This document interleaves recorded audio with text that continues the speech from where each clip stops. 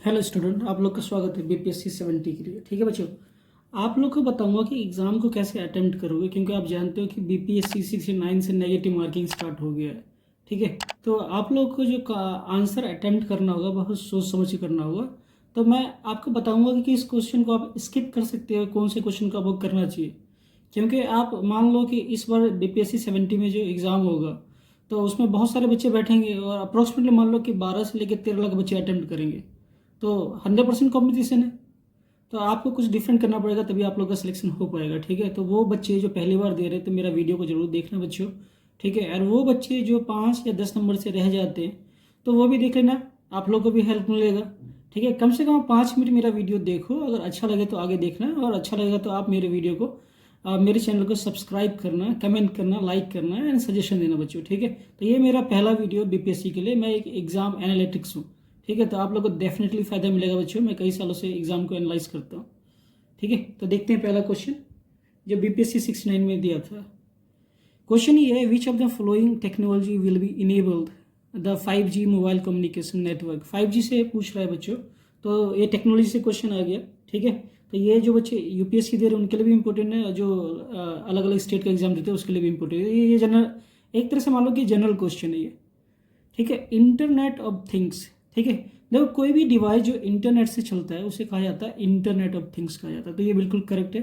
ये 5G से भी चलेगा, ये 4G से भी चलेगा। ठीक है, दूसरा हम बात करते हैं एज कंप्यूटिंग। ये एज कंप्यूटिंग होता है क्या है बच्चों, ये नया टेक्नोलॉजी है। इससे क्या होता है कि जब हम कोई चीज़ को ब्राउजिंग करते हैं तो उसके सर्चिंग का जो टाइम होता है, ठीक है, उसको रिड्यूस कर देता है। इसका एक तरह से कैसे लेटेंसी स्पीड को घटाता है, और इससे हमारा सर्चिंग क्या होता है, बहुत ज़्यादा फास्ट होता है। इसी को कहते हैं एज कंप्यूटिंग सिस्टम। तो ये 5G में होता है। ठीक है, N3 की बात करें तो नेटवर्क स्लाइसिंग की बात करें तो नेटवर्क स्लाइसिंग में होता है क्या है कि जब हम डिफरेंट डिफरेंट मल्टीपल चीज़ को ब्राउज करते हैं तो वर्चुअली नेटवर्क को सपोर्ट करता है और बहुत जल्दी क्रिएट करता है। ठीक है, तो ये तीनों चीज़ जो है बिल्कुल सही है बच्चों। तो इसके हिसाब से आंसर कौन सा सही होगा हमारा, पहले का D. Okay, question number first का डी।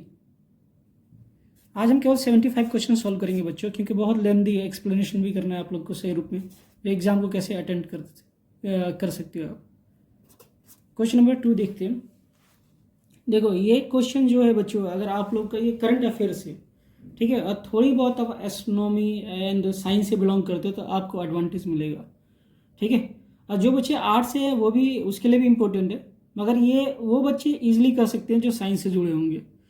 ठीक है, तो ये स्पेस मिशन है सारे के सारे, और किस चीज़ से के लिए हुआ था ये दूसरे साइड में लिखा हुआ। लिस्ट 1 में स्पेस मिशन है एंड लिस्ट 2 में है किस के लिए हुआ था। तो पहले हम बात करते हैं कैसिनी हाइगन्स। हाइगन्स को आप लोगों ने साइंस में पढ़ा होगा बच्चों, हाइगन्स प्रिंसिपल 12th क्लास में।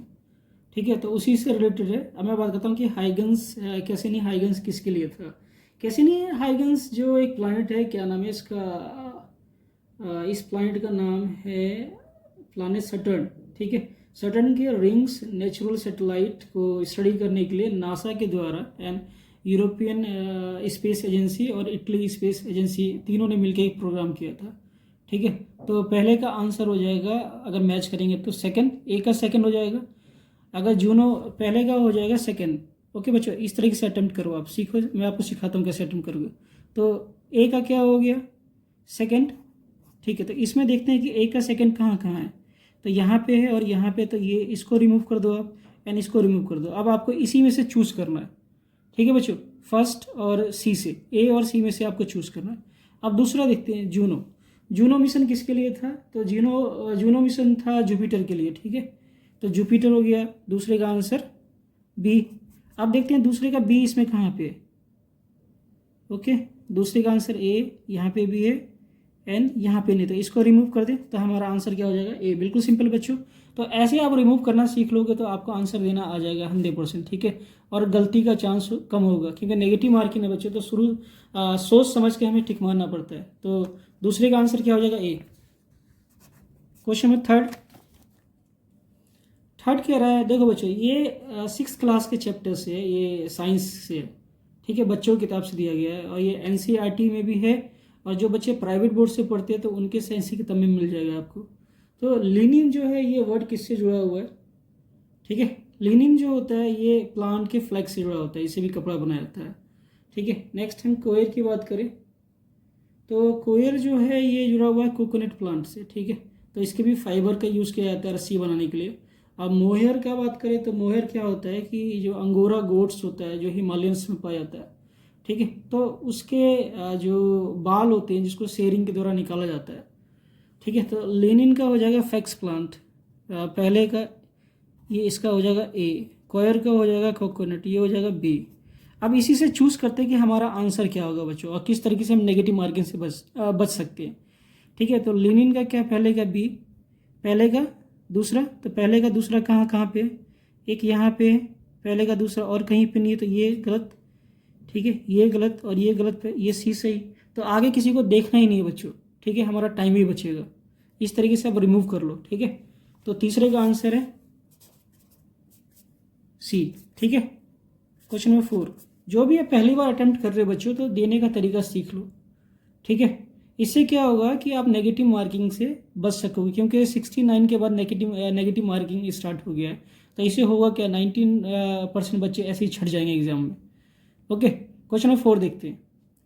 कह रहा है taeniasis is a intestinal infection cause by 3 species of टिपवर्म।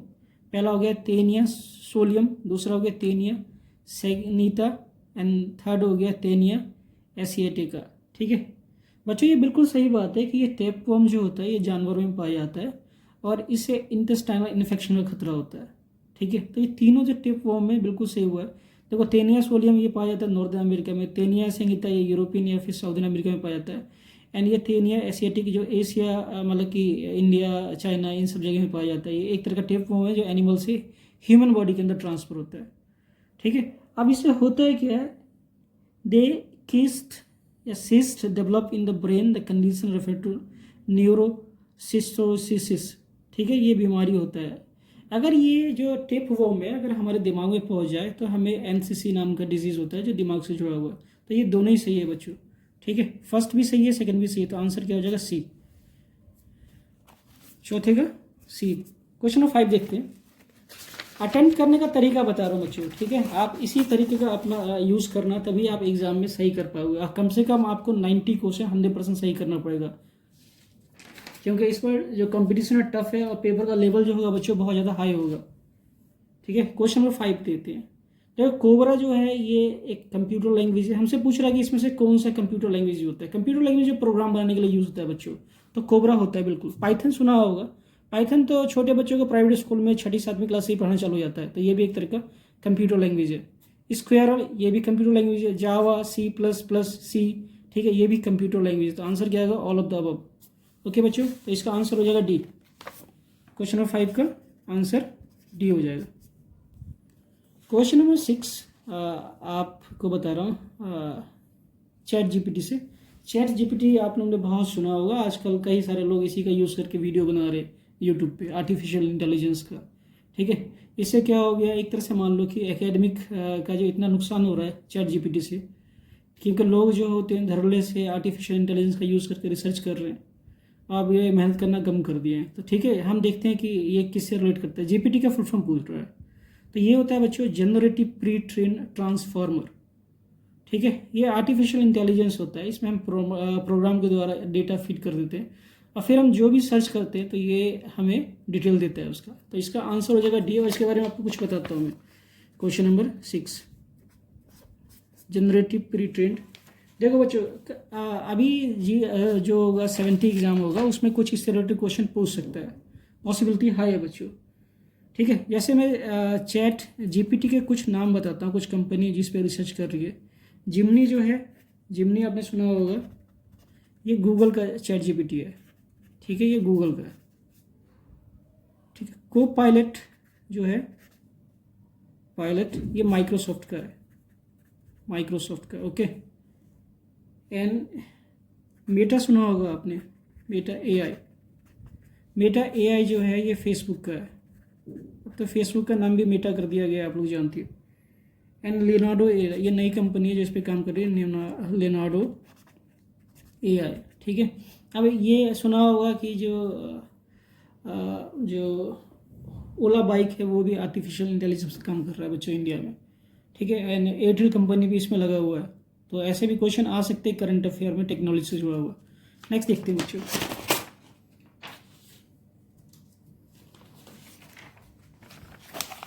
Question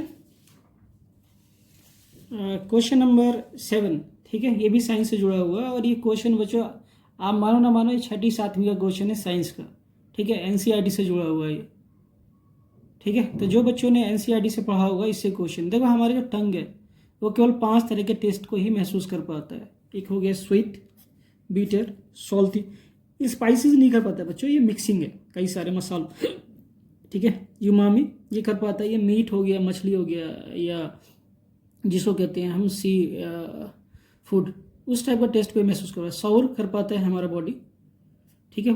pungent एक तरह का स्मेल होता है, तीखा स्मेल, ठीक है, तो ये टंग नहीं कर पाता है। तो देखो 4 और 7 तो होगा नहीं, तो ये गलत हो गया। इस तरीके से आपको सिखा रहा हूँ किस तरीके से रिमूव करोगे। 4 भी नहीं हो सकता, 7 भी नहीं हो सकता, तो आंसर क्या होगा, डी होगा, 3 and 6 ही होगा बच्चों, ठीक है। आपको दिखा भी रहा हूँ कि किस तरीके से अटेम्प्ट करना है जिससे नेगेटिव मार्किंग से आप बच सको। तो क्वेश्चन नंबर 7 का आंसर क्या हो जाएगा, क्वेश्चन नंबर 7 का आंसर हो जाएगा डी। क्वेश्चन नंबर 8 की बात करते हैं बच्चों ये होम साइंस से दिया हुआ है, ये होम साइंस में पढ़ाया जाता है और साइंस में भी पढ़ाया जाता है। ये टॉपिक जो है ये 10वीं क्लास का है, ओके। एनोक्सिया क्या है, एक तरह का डिसऑर्डर है, ईटिंग डिसऑर्डर, जिसमें ज़्यादातर ये लड़कियों में होता है, ठीक है। ये कम खाना चाहती है खाना, क्योंकि हमारी बॉडी वेट बढ़ ना जाए, ओके। तो ये मैच इसका होना चाहिए, गलत दिया हुआ है। स्लीप डिसऑर्डर क्या होता है, इंसोम्निया, ठीक है, जब हम ज़्यादा स्ट्रेस लेते हैं तो हमें नींद नहीं आता है, तो ये भी गलत मैच है, ये भी गलत है, ये भी गलत है। अगला बात करते हैं डायस्पोनिया, शॉर्टनेस ऑफ द ब्रीथ, सांस लेने में दिक्कत होता है, ये बिल्कुल करेक्ट है। Anosmia, partial and full loss of the smell, इसमें क्या होता है, जैसे कोविड में आप लोगों ने सुना होगा कि हमारा स्मेल कम हो गया था, ठीक है, तो पहला बिल्कुल गलत है, दूसरा भी गलत है, तो ये भी हम इस तरीके से रिमूव कर सकते हैं। एंड ऑल ऑफ द तो हो नहीं सकता क्योंकि पहला दूसरा तो गलत है, तो आंसर क्या होगा, सी। इस तरीके से अटेम्प्ट करना सीखो बच्चों, आप लोग का टाइम बहुत बचेगा, ठीक है। तो आंसर क्या हो जाएगा इसका, क्वेश्चन नंबर का सी। क्वेश्चन नंबर 9, आप लोग को मैं बता रहा हूँ कि अटेम्प्ट कैसे करना है जिससे मैक्सिमम नंबर पा सको आप लोग, ठीक है। In the universe what are the pulsars, pulsar क्या होता है बच्चों, ये क्वेश्चन है साइंस से जुड़ा हुआ है, और ये साइंस का 11th क्लास जो ग्रेविटेशन चैप्टर उससे जुड़ा हुआ है, ठीक है, जिस बच्चों ने डेप्थ में पढ़ा होगा। पल्सर होता है क्या बच्चों, कि कोई भी स्टार्स एक तरह से जब बनता है, ठीक है, स्टार बनने के फॉर्मेशन में जब वो रेडियो वेव्स को इमिट करता है काफ़ी दूर तक, इमिशन के फॉर्म में, सोलर फ्लेयर्स के फॉर्म में, ठीक है, तो उसे हम कहते हैं पल्सर, क्योंकि इसकी स्पीड बहुत ज़्यादा हाई होती है, ठीक है। तो इसका आंसर क्या हो जाएगा, डी। क्वेश्चन 9 का डी, जिसका सिंपल मैं तुम्हें बता देता हूँ, जिसका एक्सप्लेनेशन है आपको एक्सप्लेन दूंगा उसका। Next, in the context of lab grown diamond, अगर हमें लैब में डायमंड बनाना है तो इसके अंदर सीड क्या डालोगे, मतलब कि मेन रॉ मटेरियल क्या होगा बच्चों, तो ग्रेफाइट होगा, ग्रेफाइट से ही डायमंड बनता है, हम लोग जानते हैं, ठीक है। ग्रेफाइट का करते क्या है कि high pressure and high temperature allow करते हैं, जिससे ग्रेफाइट के अंदर क्या होता है कि उसकी जो मेन इंटर मॉलिक्यूलर स्ट्रक्चर है उसमें बदलाव आना चालू हो जाता है बच्चों, ठीक है। तो इसका जो डायमंड सीड होता है ग्रेफाइट होता है, 10वीं का आंसर सी। 11, कुछ सिंपल है जिसमें हम तुरंत टिक मार लेंगे। What is the fibre use to make bullet proof jacket, ठीक है। नायलॉन हम जानते हैं इसकी रस्सी बनती है, टेरलिन हम यूज़ करते हैं कपड़े बनने। देखो बच्चों इसका आंसर हो केवलर, क्योंकि हम जानते हैं कि बुलेट प्रूफ जैकेट बनाते हैं इसका हाईली टेंसाइल स्ट्रेंथ होना चाहिए, हाईली स्ट्रेस होना चाहिए, एंड शॉक ऑब्जॉर्वर कैपेबिलिटी होना चाहिए, तो ये केवलर में होते हैं बच्चों। तो 11 का आंसर क्या हो जाएगा, डी। क्वेश्चन 12, ये भी सिंपल है, फुल फॉर्म पूछ रहा है, HMX का फुल फॉर्म क्या होगा, तो इसका बच्चों होता है 12 का आंसर अगर हम दे तो, ठीक है। तो ये बिल्कुल सिंपल है, इसका होता है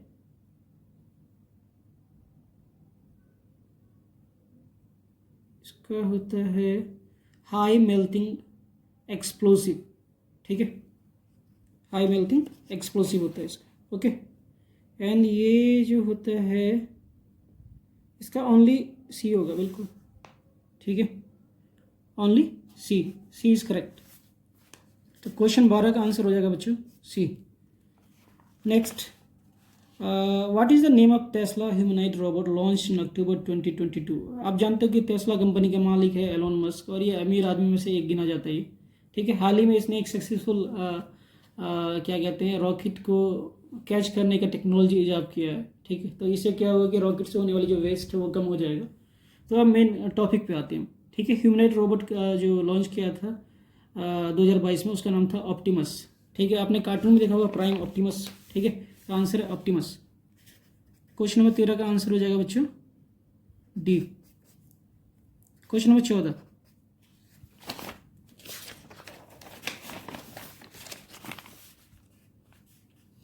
देखो व्हाट इज मैनहट्टन प्रोजेक्ट। देखो जितने भी ये जो आर्ट्स के बच्चे होंगे उनको तो पता होगा मैनहट्टन प्रोजेक्ट है क्या। जब सेकेंड वर्ल्ड वॉर में सक्सेसफुल अमेरिका ने न्यूक्लियर बम का एक्सपेरिमेंट कर लिया था, तो उसी को उस प्रोजेक्ट को बोला गया था मैनहट्टन प्रोजेक्ट। ठीक है, तो इसका आंसर बच्चों हो जाएगा ए। ठीक है, इसका सिंपल है, हम तुरंत दे देते हैं आंसर। जिसका एक्सप्लेनेशन चाहिए होगा मैं एक्सप्लेन बताऊंगा आपको। Question number 15, image form by concave mirror is real inverted the same size as that of the object the position object. बच्चों ये एनसीईआरटी से आया है क्वेश्चन, क्लास 10th। ठीक है, आपको बताता हूँ, बिल्कुल सिंपल क्वेश्चन है। कह रहा है कि एक ऑब्जेक्ट है। ठीक है, एक ऑब्जेक्ट है, हमें क्या चाहिए, जो ऑब्जेक्ट का साइज है वही इमेज का साइज चाहिए। तो उसको, और इमेज का जो नेचर होना चाहिए रियल इन्वर्टेड होना चाहिए।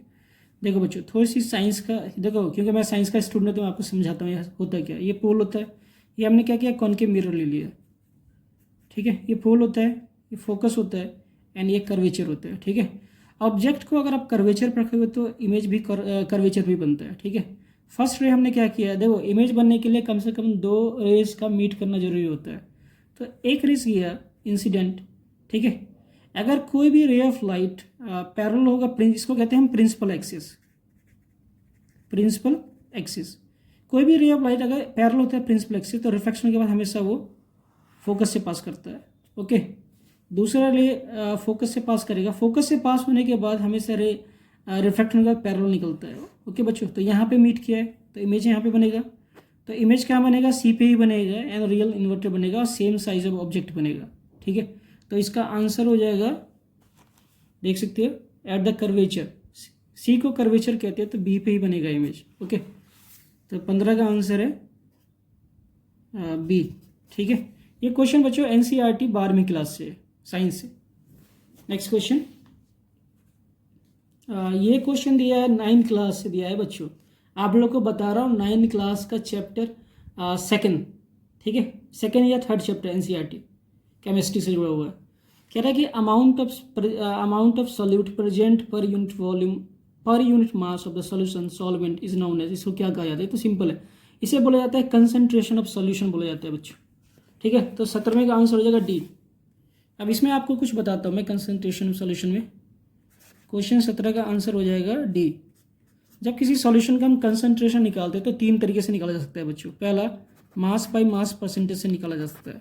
ठीक है, इसमें होता है क्या है, मास ऑफ सॉल्यूट अपन में मास ऑफ सॉल्यूशन इंटू 100। ठीक है, सेकंड होता है वॉल्यूम बाय वॉल्यूम परसेंटेज। इसमें होता है क्या है कि वॉल्यूम ऑफ सॉल्यूट,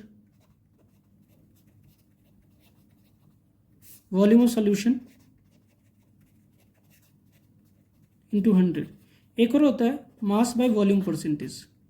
ठीक है, फार्मास्यूटिकल इंडस्ट्री में जो दवाई बनाया जाता है इसी सॉल्यूशन का यूज करके बनाया जाता है बच्चों। तो मास ऑफ सॉल्यूट अपन में mass of volume of solution into 100। आप मेरा वीडियो 5 मिनट देखिए, आप लोग को जरूर कॉन्सेप्ट क्लियर होगा। अगर अच्छा लगता है तो आगे बढ़ना, नहीं तो मत बढ़ना। ठीक है, ओके। क्वेश्चन 18,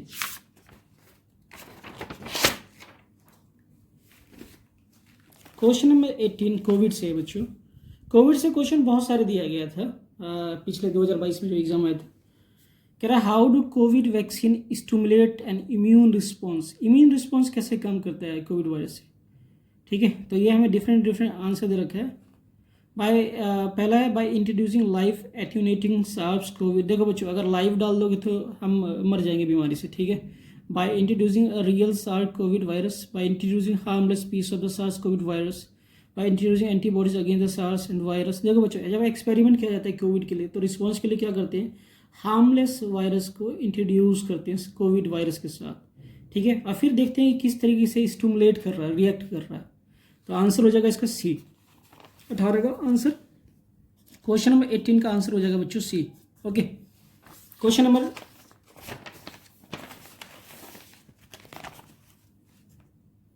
19, ये भी साइंस से है बच्चों, और ये क्वेश्चन है 7th क्लास से, NCERT. Okay, which of the following liquid is a bad conductor of electricity. देखो सॉल्ट वाटर, पानी के अंदर सॉल्ट डालोगे आप, देखो सॉल्ट होता है क्या, सोडियम क्लोराइड होता है, पानी के अंदर रखे तो सोडियम अलग हो जाता है प्लस फॉर्म में, एंड क्लोराइड ब्रेक हो जाता है Cl माइनस में। ठीक है, आइंस बन गया तो इलेक्ट्रिसिटी प्रोड्यूस होगा। और ऑरेंज जूस में क्या होता है, एसिड होता है तो H प्लस आयन होता है तो इलेक्ट्रिसिटी प्रोड्यूस होगा, आयन चाहिए हमें फ्री। एंड लेमन जूस में सिट्रिक एसिड होता है, इसमें भी H प्लस आयन प्रोड्यूस हो जाएगा। ठीक है, तो इसके अंदर भी इलेक्ट्रिसिटी प्रोड्यूस होगा। ठीक है, तो तीनों ही सही है, तो आंसर क्या होगा, नन ऑफ द अबव। ठीक है बच्चों, ये 7th क्वेश्चन का 7th क्लास का क्वेश्चन है ये। 19 का आंसर हो जाएगा D, none of the above, क्योंकि सारे सॉल्यूशन जो है इलेक्ट्रिसिटी कंडक्ट करेगा। Next, DNA double helix structure वो डिस्कवर बाय, डीएनए का खोज किसने किया था, ये क्लास 12 बायोलॉजी का है बच्चों, ये जेम्स वाटसन फ्रैंक्स क्रिक ने किया था। ठीक है, तो 20 का आंसर ए। क्वेश्चन नंबर 20 का आंसर क्या होगा, ए। क्वेश्चन नंबर 21,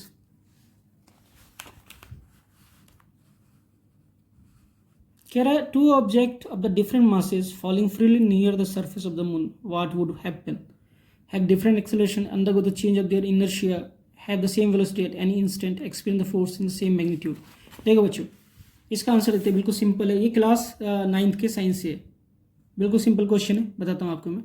दो ऑब्जेक्ट है, इसको मान लेते हैं M1, दूसरा ऑब्जेक्ट है M2। ठीक है, और ये दोनों डिफरेंट मासेस है, इसलिए हम इसको M1 M2 मान लिए। अब मून पे हमने गिराया, तो मून पे जानते हैं कि जो ग्रेविटी होता है 1/6 होता है, acceleration due to gravity of earth के बराबर। ठीक है, अर्थ का जो होता है 1/6 होता है। अब जो इस पे वेलोसिटी जो होगा वो एक्सेलरेशन के बराबर ही होगा जो मून का ग्रेविटी होगा। ठीक है, तो इसकी वेलोसिटी में तो कोई चेंजिंग आएगा नहीं, क्योंकि यहाँ पे एयर रेजिस्टेंस नहीं होता है, क्योंकि मेन जो एयर रेजिस्टेंस ही तो रेजिस्टेंट करता है बॉडी को। तो इसका आंसर क्या होगा, have the same velocity at any instant, किसी भी इंस्टेंट में चेक करो तो वेलोसिटी सेम रहेगा, क्योंकि एयर रेजिस्टेंस नहीं होता है मून पे। ठीक है, तो इस साइंस 9th क्लास से जुड़ा हुआ है बच्चों, आंसर हो जाएगा 21 का सी।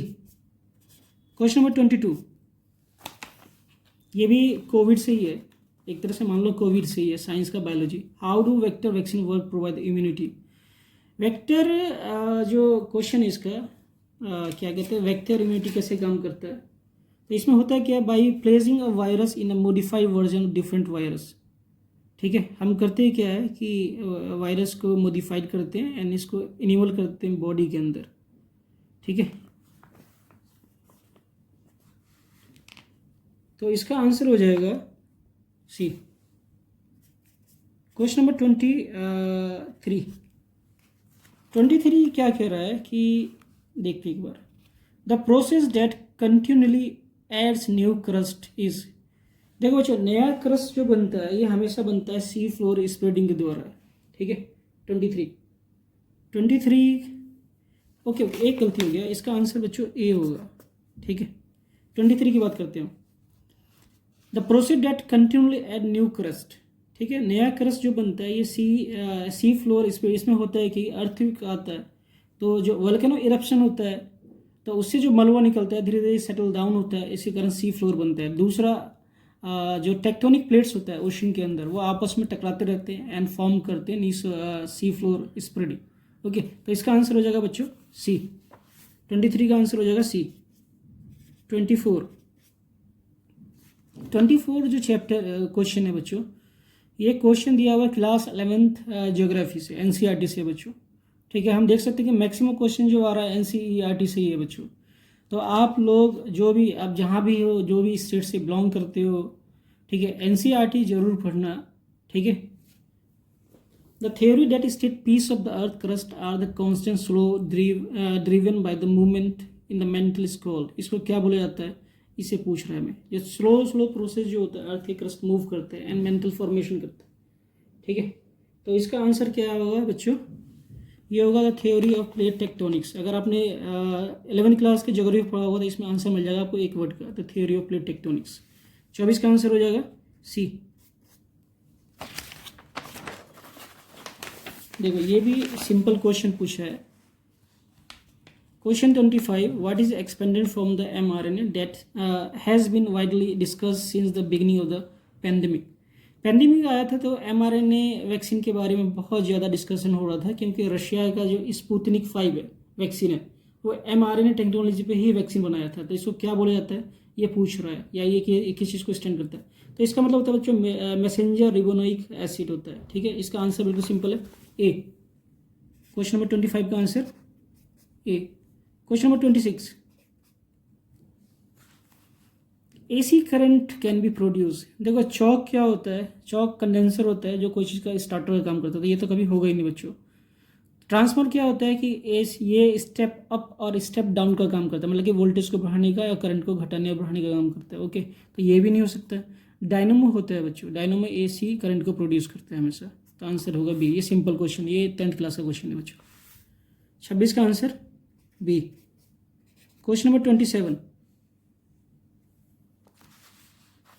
करंट डेंसिटी 27 पूछ रहा है। ये क्वेश्चन है बच्चों क्लास 12th साइंस से, फिजिक्स। ठीक है, करंट डेंसिटी होता है क्या है।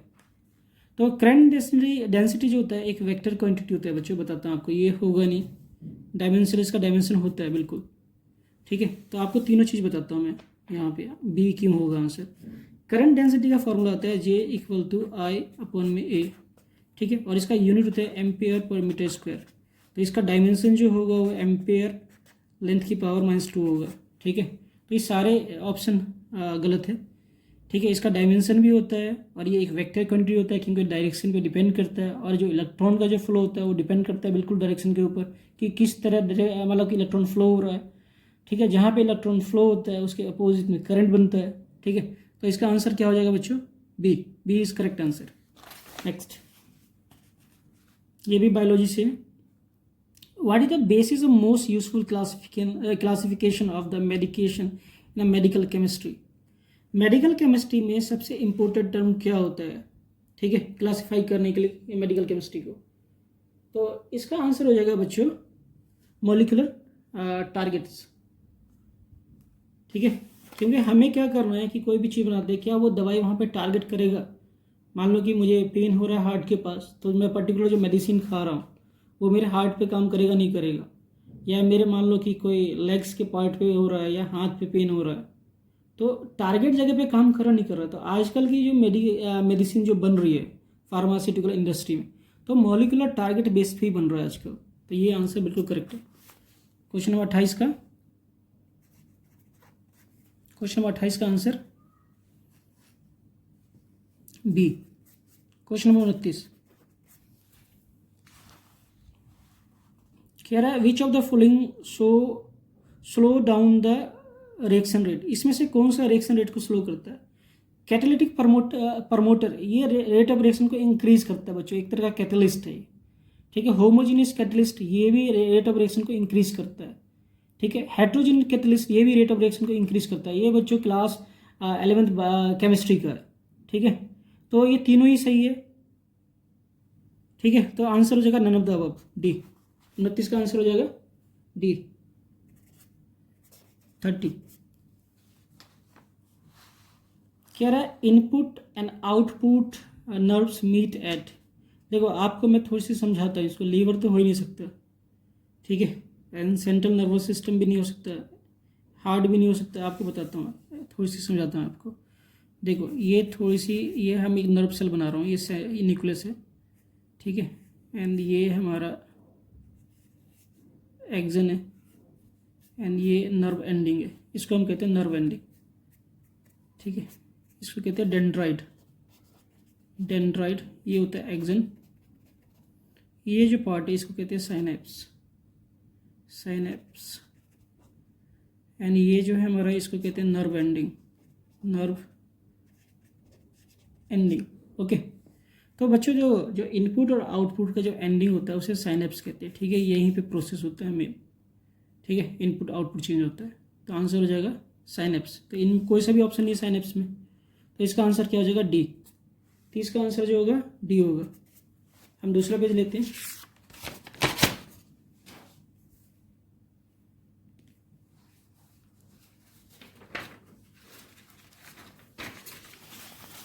देखो ये क्वेश्चन थोड़ी सी डिफिकल्ट है बच्चों, तो इसका क्वेश्चन को आप लोग चाहो तो स्किप कर सकते हो, जरूरी नहीं है कि इसको अटेम्प्ट करना है। ठीक है, हर क्वेश्चन को अटेम्प्ट करना जरूरी नहीं है। तो कभी कभार क्या होता है कि कुछ क्वेश्चन को हटा देना ही सही रहता है बच्चों, क्योंकि सारा क्वेश्चन को आप पास नहीं कर सकते। ठीक है, तो इस क्वेश्चन को आप छोड़ देना, सही बताऊँ तो। फिर मैं बताता हूँ आपको कि शिप रैक टूरिज्म, मतलब कि जहाँ पे शिप जो पुरानी हो जाती है तो उसको डिस्पोज किया जाता है, तो वो भी टूरिज्म का पार्ट कर दिया गया। तो कहाँ पे होता है इंडिया में? तो गोवा में होता है। ठीक है, तो इसका आंसर है गोवा। ठीक है, तो ऐसे क्वेश्चन को आप स्किप कर सकते हो अगर आप पहली बार अटेम्प्ट कर रहे हो, तो कोई जरूरत नहीं इसको देने का। तो 31 का आंसर क्या हो जाएगा? ए। देखो ये जो है पर्टिकुलर डेटा बेस्ड पे है। ठीक है, अगर आपको सही आंसर नहीं पता होगा तो आप डेफिनेटली आंसर गलत दोगे। अराउंड आप कह रहा है कि G20 मेंबर से रिलेटेड है। G20 मेंबर जो है आप जानते हो कि 20 देशों का समूह है। अब अभी अफ्रीकन यूनियन भी इसमें ऐड हो गया है, तो अब ये G21 हो गया है। ओके, तो ये करंट अफेयर का आपको एक बात बता दिया हूँ, याद रखना। ठीक है, तो अराउंड 85% ग्लोबल जीडीपी कवर करता है। बिल्कुल सही बात है, सारे अमीर देशों का ही ग्रुप है ये। अबाउट 50% ग्लोबल ट्रेड, नहीं 50% नहीं करता है बच्चों, ये 75% के आसपास करता है। तो ये स्टेटमेंट बिल्कुल गलत है। अब इसमें से चूज करते हैं कि सेकंड किस किस में है। तो ये आंसर नहीं हो सकता, ये आंसर नहीं हो सकता है। ठीक है, तो अब हमें चूज करना है इसमें से। ठीक है, आगे देखिए। About 2/3 of the world population, मतलब कि 2/3, मतलब कि 75% पॉपुलेशन कवर करते हैं। तो ये बिल्कुल सही बात है G20 कंट्री का। तो आंसर क्या हो जाएगा? बी। ओके, तो इस तरीके से रिमूव करना सीख लो बच्चों, अगर एक भी आपको पता है तो आंसर क्या हो जाएगा? 32 का। 32 का आंसर हो जाएगा डी। देखो ये भी करंट अफेयर का क्वेश्चन था 2022 में। रशियन वैगनर ग्रुप के बारे में सुना होगा। ये एक तरह का लोकल या फिर किराए पे जो आर्मी को हायर किया जाता है, वैगनर ग्रुप उसी को कहा जाता है। ठीक है, तो रशिया में ये व्लादिमीर पुतिन के लिए काम करता है ये वैगनर ग्रुप। तो जो मारा गया था, जो हेड ऑफ, रिसेंटली सुना होगा आपने न्यूज़ कि प्लेन क्रैश में इसको मार दिया गया था या जो भी है, क्योंकि मुझे जहाँ तक लगता है इसको मार दिया गया था क्योंकि ये बगावत कर रहा था। ठीक है, तो वो कौन था वैगनर ग्रुप का हेड? तो उसका नाम था वेवजेनी प्रिगजोइन। ठीक है, आंसर हो जाएगा बी, ये करेक्ट है 33 का। Question number 33। वैगनर ग्रुप जो एक तरह से कह सकते हो ये रेंट पे आर्मी होता है, ये रेंट का।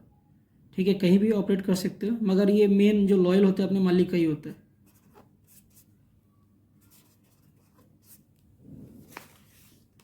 Question number 34। ओके बच्चों, 34 देखते हैं। ग्लोबल जेंडर गैप रिपोर्ट से आया है, कह रहा है कि ये कौन रिलीज करता है? ग्लोबल जेंडर ग्रुप रिलीज करता है ग्लोबल जेंडर गैप रिपोर्ट। ठीक है, तो ग्लोबल जेंडर ग्रुप जो रिपोर्ट है ये वर्ल्ड इकोनॉमिक फोरम रिपोर्ट करता है। ठीक है, तो इसका आंसर हो जाएगा सी। इसके बारे में आपको कुछ बताता हूँ मैं। ओके, 33 का बी था आंसर, एंड 34 का बता रहा हूँ आपको। 34 का आंसर मैंने बताया सी। इसके बारे में कुछ बताना है। अगर मैं बात करूं 2023 में तो भारत का जो रैंक था वर्ल्ड जेंडर गैप में, तो भारत का रैंक था 127 आउट ऑफ 146 कंट्रीज। ठीक है, एंड 2024 मतलब अभी के वक्त की बात करें तो भारत का जो रैंक है वो और ज़्यादा ख़राब हो गया है, 129। ठीक है, ये करंट अफेयर का पार्ट है बच्चों, और ये वर्ल्ड इकोनॉमिक फोरम पब्लिश करता है हर साल। Question number 35। क्वेश्चन ये है कि which of the following statement regarding the queen Elizabeth second of the United kingdom is correct? ठीक है, क्वीन एलिजाबेथ रिसेंटली पिछले साल ही शायद इनका डेथ हुआ था। तो कितने साल तक रूल की थी और किस एज में मरी थी, ये क्वेश्चन है। ठीक है, तो ये सिंपल क्वेश्चन है बच्चों, इसमें हम ज़्यादा एक्सप्लेन नहीं करेंगे। 70 साल इसने रूल किया था और 96 के एज में इसकी डेथ हुई थी। ठीक है, तो आंसर हो जाएगा 35 का ए। 35 का आंसर हो जाएगा ए। 36 देखते हैं। ये भी क्वेश्चन इंपॉर्टेंट है और करंट अफेयर से बच्चों। What is the theme of defence expo 2022 held in Gujarat? 2022 में जो डिफेंस एक्सपो का मेला लगा था तो उसका थीम क्या था? तो इसका थीम था बच्चों पाथ टू प्राइड। और 2024 में भी जो डिफेंस एक्सपो होने वाला वो भी गुजरात में ही होगा बच्चों। ठीक है, तो ये करंट अफेयर का पार्ट है, तो ये सही है बी 36 का।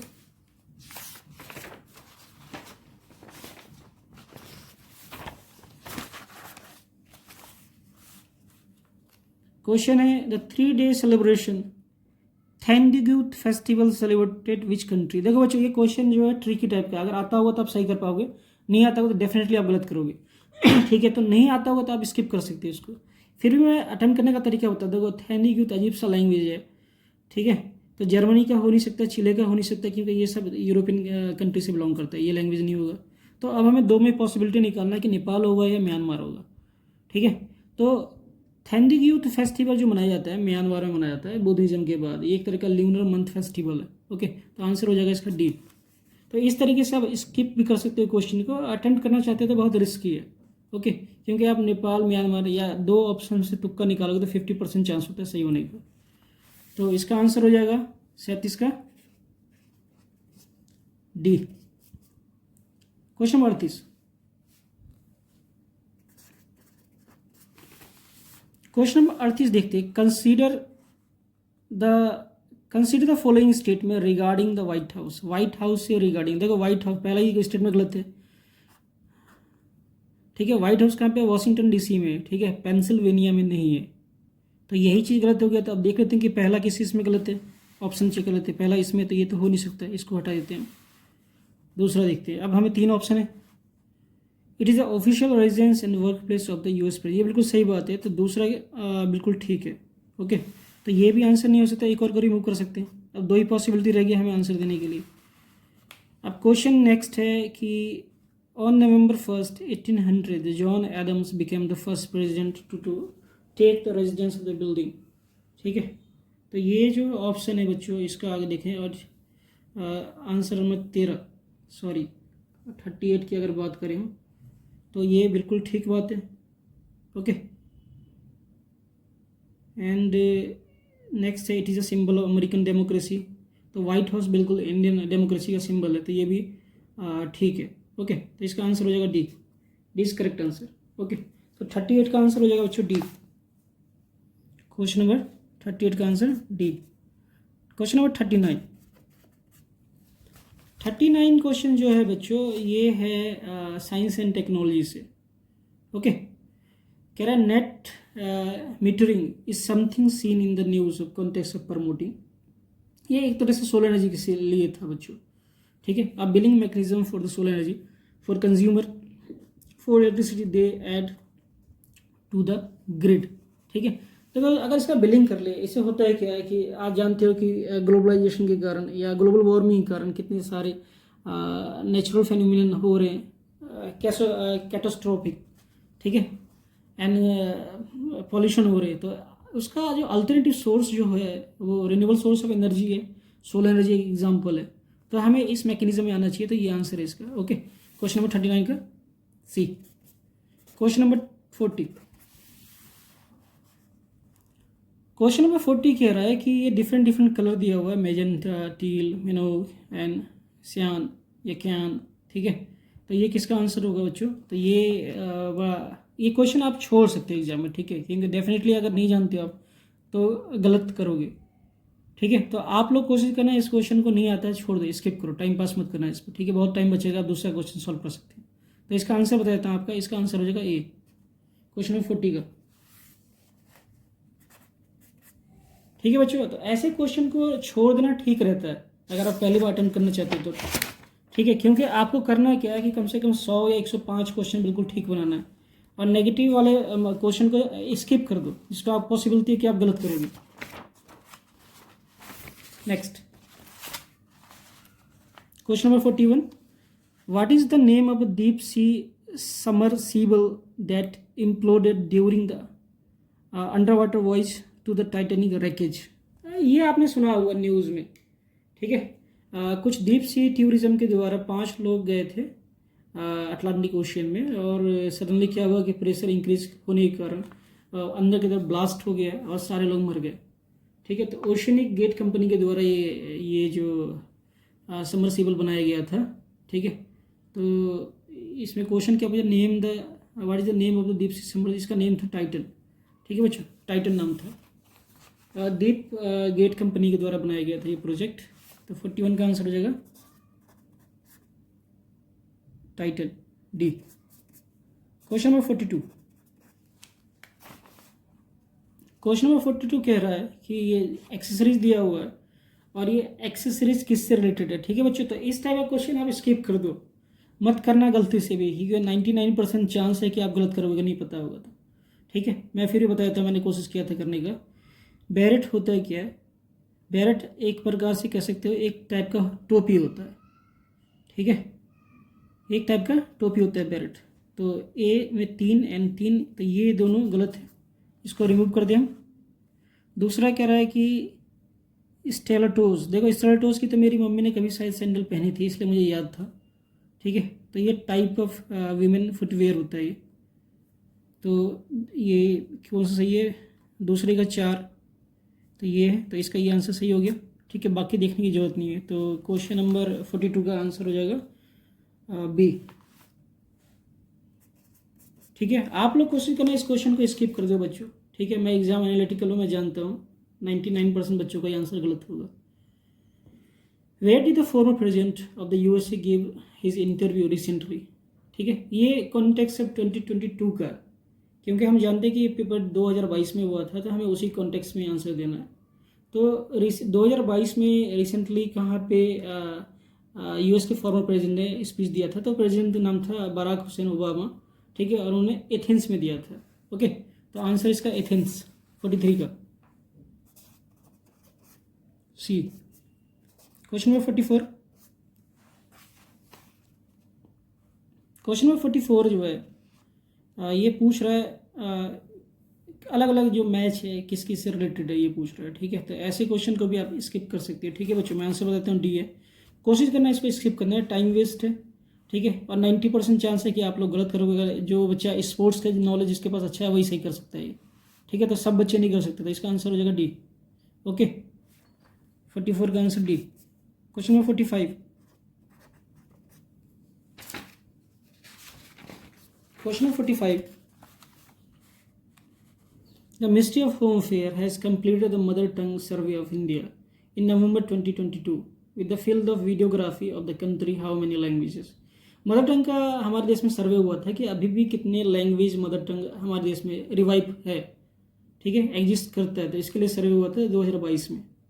ठीक है, तो 576 लैंग्वेज अभी भी एग्जिस्ट करता है। इससे ज़्यादा ही होगा बच्चों, क्योंकि हम जानते हैं कि हमारे देश में किस तरीके से सर्वे हुआ होगा। तो अप्रोक्सीमेटली गवर्नमेंट के डेटा के हिसाब से 576 है। Okay, C. Question number 46। Which state government launch the state level committee for the vulture conservation propose by the national action of the protection vulture in India? देखो, वल्चर एक extinct animal में आ चुका है बच्चों, इसकी आबादी लगभग लुप्त होने के कगार में आ चुकी है। ठीक है, आपने पढ़ा होगा कि एक दवाई थी क्या कहते हैं उसको, पेन किलर, जिसे खाने मतलब कि गाय को दिया जाता था ये दवाई। ठीक है, डाइक्लोफेनेल दवाई काऊ को दिया जाता था पेन में, मगर ये दवाई डाइजेस्ट नहीं होता था, किडनी में स्टोर हो जाता था काऊ के। तो जब वल्चर इसको खाता था इसके वेंजर के रूप में, तो इसके कारण हुआ क्या है कि वल्चर का किडनी फेल होना चालू हो गया, और इसके कारण बहुत सारे वल्चर मर गए। ठीक है, तो इस दवाई को फाइनली बैन किया गया वल्चर की आबादी बचाने के लिए। वल्चर की आबादी अब गिनती के कुछ कुछ जगह पर रह गए। ठीक है, कभी कभार हरियाणा में दिख जाता है, कभी कभार ऊँची जगह पर राजस्थान में दिख जाता है। ठीक है, मगर फिर भी आबादी बहुत वल्चर की एक्सटिंक्ट पे आ चुकी है। तो इसका आंसर है तमिलनाडु। तमिलनाडु गवर्नमेंट ने किया था ये। 46 का आंसर। Question number 47। देखो, 10 captive bred Asian giant tortoise जिसको कहा जाता है Manouria emys, one of the largest tortoise species in the mainland Asia, were recently release into the which national park? देखो, हाल ही में ये जो टोर्टोइज है रिलीज़ किया गया था नटंकी नेशनल पार्क की, जो नागालैंड में। ठीक है, पेरिया नेशनल पार्क केरला में, पिंच नेशनल पार्क ये मध्य प्रदेश में, एंड कांचिंग डोंगजुपा नेशनल पार्क ये सिक्किम में। ओके, तो आंसर हो जाएगा हमारा ए। 47 का आंसर ए। Question number 48। 48 है, which country has recently reframed Arunachal Pradesh is in the integral part of India? USA. ठीक है बच्चों, क्योंकि हम जानते हैं कि चाइना अरुणाचल प्रदेश के कई सारे गांव को अपने कब्जे में ले रखा है, और चाइना बार बार अपने देश का मैप बनाता है और अरुणाचल प्रदेश को अपनी कंट्री का पार्ट दिखाता है। ठीक है, तो यूएसए ने कहा था, आंसर है यूएसए, सिंपल क्वेश्चन है। 48 का आंसर ए। क्वेश्चन नंबर 49,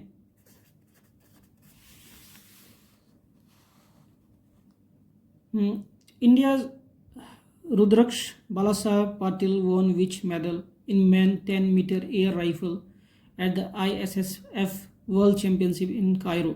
ठीक है, तो ये गोल्ड में जीता था। ओके, तो 49 का आंसर है डी, सॉरी ए, गोल्ड। क्वेश्चन नंबर 50, ये बिहार से रिलेटेड है बच्चों, तो ये इंपॉर्टेंट क्वेश्चन है क्योंकि बिहार गवर्नमेंट ने ऐसे ही कोई स्कीम लेके आए थे। The national education policy 2020 emphasise the integration of vocational education into the main stream education from which grade onward. ये 6ठी क्लास तक के लिए था बच्चों। ठीक है, क्योंकि हम जानते हैं कि भारत के अंदर अगर वोकेशनल ट्रेनिंग की बात करें तो कई सारे बच्चे ऐसे हैं, अप्रॉक्सीमेटली 70% ऐसे बच्चे हैं जिनको पढ़ना नहीं आता, मैथ के सम नहीं कर सकते, simply divide multiply and addition subtraction नहीं कर सकते। तो उन बच्चों के लिए लेके आया गया था 2020 में ये स्कीम, ग्रेड 6 जो न्यू एजुकेशन पॉलिसी बनाया गया था, किस तरीके से इनका वोकेशनल क्वालिटी को इंक्रीज किया जाए। ओके, तो ये ग्रेड 6 तक के लिए था। आंसर 50 का ए।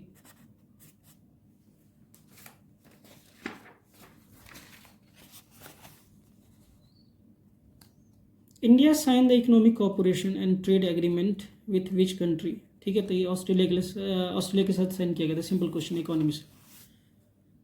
51 का आंसर बी। क्वेश्चन है 52,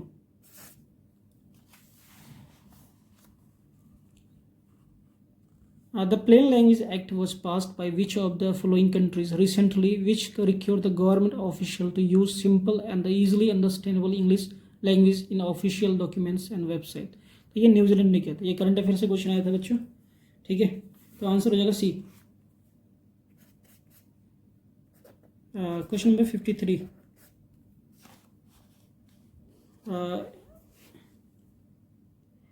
Tilliardby fossils of the world's first plant pollinators called Tilliardids were discovered recently in which country। हाल ही में एक पेड़ का फॉसिल्स मिला था, काफ़ी एशियंट फॉसिल्स है, तो ये रशिया मिला था बच्चों। ठीक है, तो ये करंट अफेयर से क्वेश्चन है, रशिया। 53 का आंसर सी। क्वेश्चन है 54,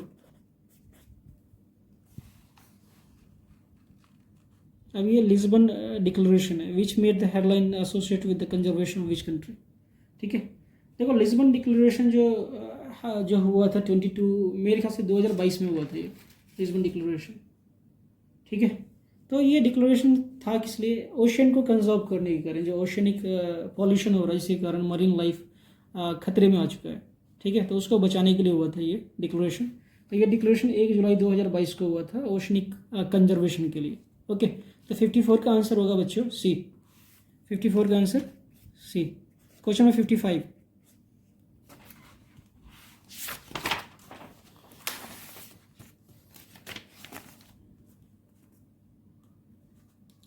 कह रहा है कि which of the following animal was not known to the people of Indus valley civilisation. देखो बच्चों, इंडस वैली सिविलाइजेशन से क्वेश्चन आया, तो ये इंडिया का भी पार्ट है और ये बिहार में भी पढ़ाया जाता है कुछ ना कुछ, क्योंकि बिहार में भी इंडस सिविलाइजेशन या एशियन साइट्स की बात करें हम, जैसे चिरांद वो पाया गया। ठीक है, तो इंडस वैली सिविलाइजेशन के लोग कौन से एनिमल को नहीं जानते थे, तो हॉर्स को वो नहीं जानते थे। ठीक है, तो आंसर हो जाएगा सिंपल हॉर्स। 55 का बी। क्वेश्चन नंबर 56,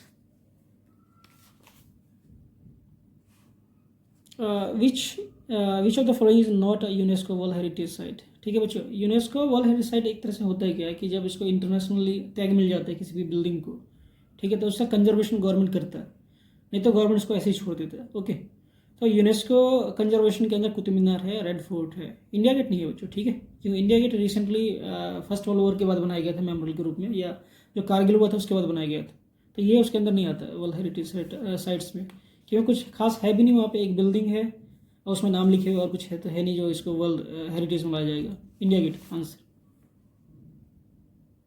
सी। क्वेश्चन नंबर 57, देखो ये हमारा पॉलिटिक्स से क्वेश्चन है, कॉन्सेप्ट डायरेक्टिव स्टेट पॉलिसी। ठीक है, ये किससे लिया गया था, आयरलैंड से लिया गया था बच्चों। बिल्कुल सिंपल क्वेश्चन है। Directive principle of state policy Ireland से है, और बिहार में जो शराबबंदी किया गया है वो भी directive principle of state policy के द्वारा ही किया गया था। ओके, तो ये आयरलैंड से लिया गया था, हमने बोरो किया था। ओके, तो आंसर हो जाएगा C. Next page, question number 58। देखो बच्चों, ये क्वेश्चन इंपॉर्टेंट है। क्वेश्चन है, Sikkim became the full fledge state of the union of India.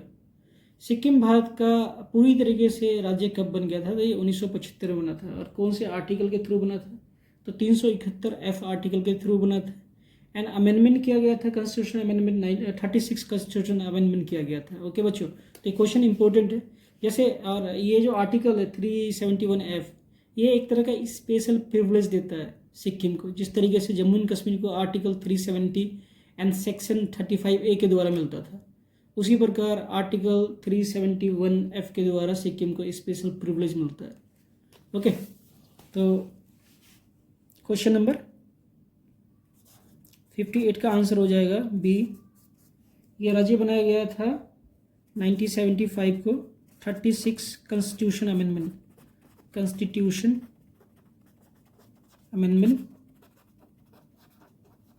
And special provision in article 371F। Okay, question number 59। देखो, ये भी सिंपल क्वेश्चन है। इसमें क्या रहा है कि विच करेंसी इज कॉस्टलियर। ठीक है, तो पाउंड स्टर्लिंग सबसे कॉस्टली करेंसी है, तो 59 का आंसर हो जाएगा बी। अब ये बिहार से जुड़ा हुआ तो बहुत ज़्यादा इंपॉर्टेंट है। ठीक है बच्चों, Bihar government has plan to make Bihar state pollution free by reducing carbon emission by which year. ठीक है, तो भारत सरकार ने प्लानिंग किया गया था 2024 तक। ओके, तो इसका आंसर 2024। और एक और बात बताता हूँ, बिहार सरकार ने ये भी कहा है कि 2040 तक बिहार एक जीरो कार्बन न्यूट्रलिटी स्टेट बन जाएगा। ठीक है, 2040 का टारगेट है, देखते हैं हो पाएगा नहीं हो पाएगा। अब भारत की बात करें तो भारत में 2070 तक जीरो न्यूट्रलिटी कार्बन इमिशन का टारगेट है। ओके, तो 60 का आंसर हो जाएगा बी। ठीक है, और 2040 तक जीरो कार्बन इमिशन कर पाएगा बिहार, ये टारगेट है, carbon emission by Bihar state. And India की बात करें तो इंडिया का टारगेट है 2070।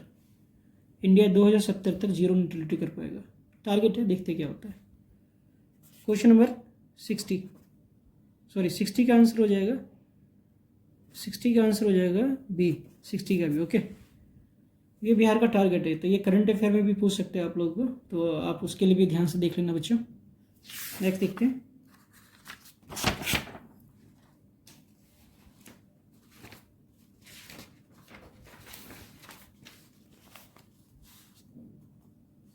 क्वेश्चन है, in India art construction stupa chaitya vihara is related to which of the following. Chaitya एक तरह से मान लो बच्चों कि जब हम किसी टेम्पल में, ठीक है, या फिर बौद्ध मोनेस्ट्री में जाते हैं, तो वो अंदर का जो क्या कहते हैं उसको, अंदर का जो मैदान होता है वो रेक्टेंगुलर शेप में होता है, उसे चेतिया बोला जाता है।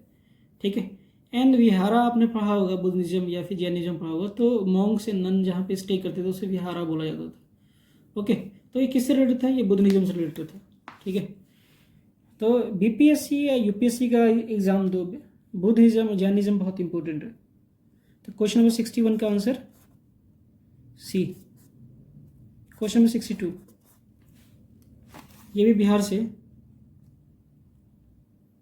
क्वेश्चन है, in the context of Indian handicraft what is the Sujni in Bihar. Sujni की अगर बात करते क्या है, तो टाइप ऑफ एम्ब्रॉयडरी है, ठीक है, जो कपड़ों में किया जाता था, जिसमें कृष्ण या फिर एनिमल्स इन सब के पिक्चर बनाया जाता था।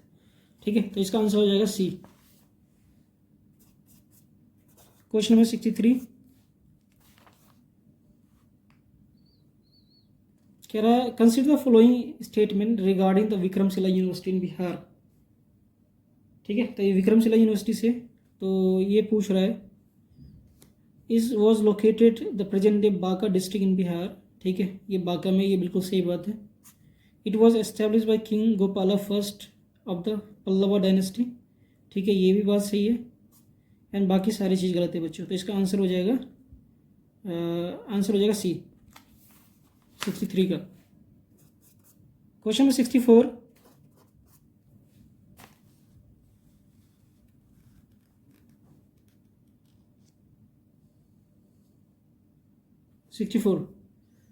Consider the following the Babar into late India. Babar के आने के बाद इंडिया में क्या हुआ उसके हिसाब से बताना है। Introduce the gun powder in the subcontinent. ठीक है, गन पाउडर का तो इसका नहीं था। Okay, introduction of arch and dome in the region architecture, ये देखने को मिला था क्योंकि ये लोग मंगोल्स एंड क्या कहते हैं, मंगोल एंड क्या था, दो डायनेस्टी से बिलोंग करते थे ये मंगोल। ठीक है, तुर्क्स एंड मंगोल्स। ठीक है, तो बाबर जो पहली जो फर्स्ट पानीपत की जो लड़ाई हुई थी जिसमें बाबर जीत गया था, तो जब ये एस्टेब्लिश हो गया तो अपने आर्किटेक्चर भी लेके आए डिज़ाइन। ठीक है, तो जो गुम्बद बनता था वो डोम आर्च टाइप का होता था, मतलब कि यू शेप का होता था। ये बिल्कुल सही बात है। Okay, establish the Timurid dynasty of region. Timurid या डायनेस्टी से बिलोंग करते थे ये लोग। ठीक है, ये बात तो बिल्कुल गलत है भैया, ये बात तो गलत। ठीक है, इंट्रोडक्शन कैनन वॉरफेयर, ये बात अगर हम बात करें कैनन का तो किया था इस्तेमाल। ओके, कैनन का किया था, ये बिल्कुल ठीक है। और तिमरूड एंड मंगोल दोनों डायनेस्टी से बिलोंग करते थे, ये भी ठीक है। तो इसका आंसर हो जाएगा ये तो नहीं होगा, इसका आंसर हो जाएगा सी। ओके, ये नहीं होगा। 64 का आंसर हो जाएगा बच्चों C. Question 65। Which of the following ports was called Babul Makka, gate of Mecca during the Mughal period? पहले अगर बात करें मुगल समय में, उससे थोड़ी सी पहले की बात करें, तो लोग जो मक्का जाते थे वो सूरत के द्वारा जाते थे बच्चों। सूरत बंदरगाह पानी के जहाज़ के द्वारा जाते थे। तो इसका आंसर हो जाएगा बी, बिल्कुल सिंपल है। आंसर इसका हो जाएगा B, Surat. Question number 66। Question है Ashta Pradhan was council of minister. Ashta Pradhan council कहाँ होता था, क्वेश्चन ये। ठीक है, तो अस्त प्रधान जो होता है मराठा एडमिनिस्ट्रेशन में होता था। आंसर इसका सी, अस्त प्रधान। Question number 67।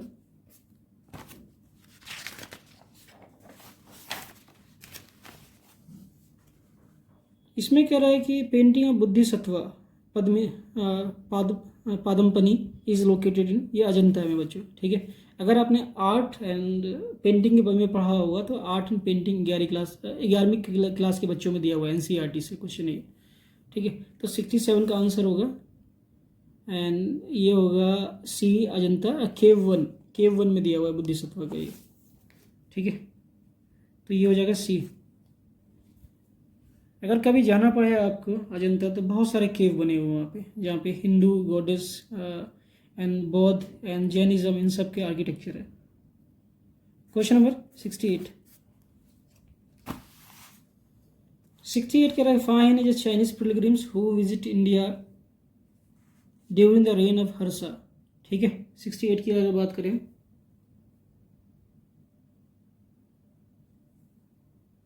ठीक है, ये बिल्कुल सही बात है। Hiuen Tsang was Chinese Buddhist monk who visit India during the reign of Chandragupta second, ये बिल्कुल गलत बात है। तो आंसर इसका सही है ए, 68 का answer A. Question number 69।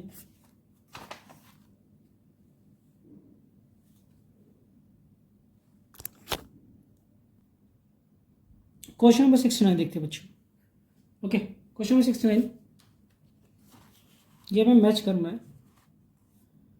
Charak Brahmagupta and वर्ष मिहिरा एंड विशाखा अदत्ता।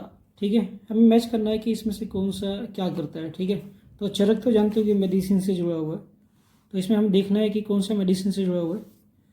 ठीक है, ऑप्शन में देख सकते हैं कि चरक एक ही मेडिसिन से मिला है, बाकी सारे गलत हैं, तो इसको ऐसे रिमूव कर सकते हैं, पहला ही आंसर हो जाएगा। ठीक है, तो क्वेश्चन नंबर 69 का आंसर हो जाएगा बच्चों ए। Question number 68। 68 है, which who among the following introduce the Persian festival Navroz in India. ठीक है, नवरोज का शुरुआत किसने किया था इंडिया में? तो बलबन ने किया था। ओके, स्लेव डायनेस्टी से बिलोंग करता था बलबन। तो 70 का आंसर क्या हो जाएगा? 70 का आंसर हो जाएगा बच्चों सी। Question number 71। ये क्वेश्चन जो है बच्चों एनसीईआरटी से है, class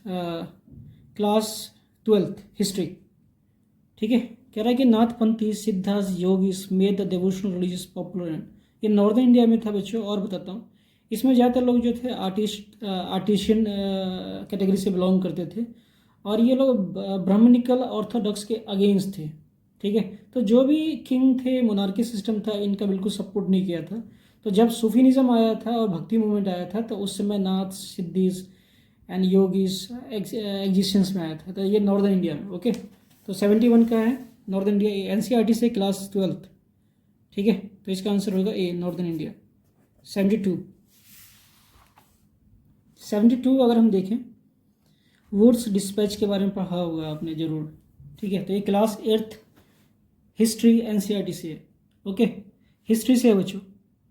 it recommended English in medium introduction higher studies, बिल्कुल सही है। प्राइमरी में लोकल या वर्नाक्यूलर लैंग्वेज होगा और हायर में इंग्लिश स्टडीज़ होगा। It led stress the female education and vocational training, ये दोनों चीज़ सही है।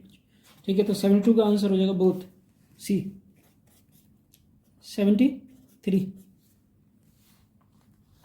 मैथिली लैंग्वेज से, बिहार से, तो इम्पोर्टेंट है, रिपीट भी हो सकता है।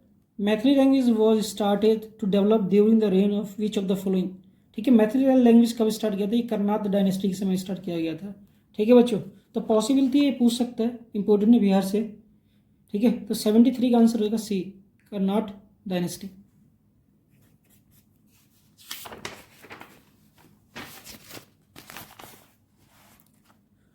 Question number 74। Which city served as the capital of the Asian kingdom Magadha during the early Vedic period. ठीक है, तो अर्ली वैदिक पीरियड के समय में मगध को क्या कहा जाता था, ये पूछा जा रहा है। तो राजगिरी बोला जाता है। ठीक है, तो आंसर राजगिरी, बिल्कुल सिंपल क्वेश्चन था ये तो क्वेश्चन नंबर 74 का answer Rajgiri A. Question number 75। Question number 75 है, which of the following statement about the vernacular press act. Vernacular press act कब बनाया गया था? तो इसका मेन मकसद था कि ये लोकल लैंग्वेज जो अखबार छपते थे उसको बैन करना था। ठीक है, अगर कोई फिर भी छाप रहा है सरकारी हुकूमत के अगेंस्ट या अंग्रेजों के अगेंस्ट, तो उनके जो मशीनरी है उसको सरकार कंट्रोल में कर लेता था और जेल में डाल देते थे। ठीक है, तो 75 का आंसर क्या हो जाएगा बच्चों? 75 का आंसर हो जाएगा डी। ये सारी बात सही है। ओके, डी करेक्ट है बच्चों। आज इतना ही छोड़ दें क्योंकि बहुत लेंदी हो जाएगा। ठीक है, नेक्स्ट क्लास में 75 क्वेश्चन और करूँगा। अगर आप लोग का रिजल्ट अच्छा आएगा तो मैं ज़रूर बनाऊँगा बच्चों। ठीक है, और आप लोग अपने कमेंट दें कि आपको कैसा लगा हमारा न्यू फर्स्ट क्लास। ठीक है, और हमारे चैनल को सब्सक्राइब जरूर कीजिएगा। धन्यवाद बच्चों।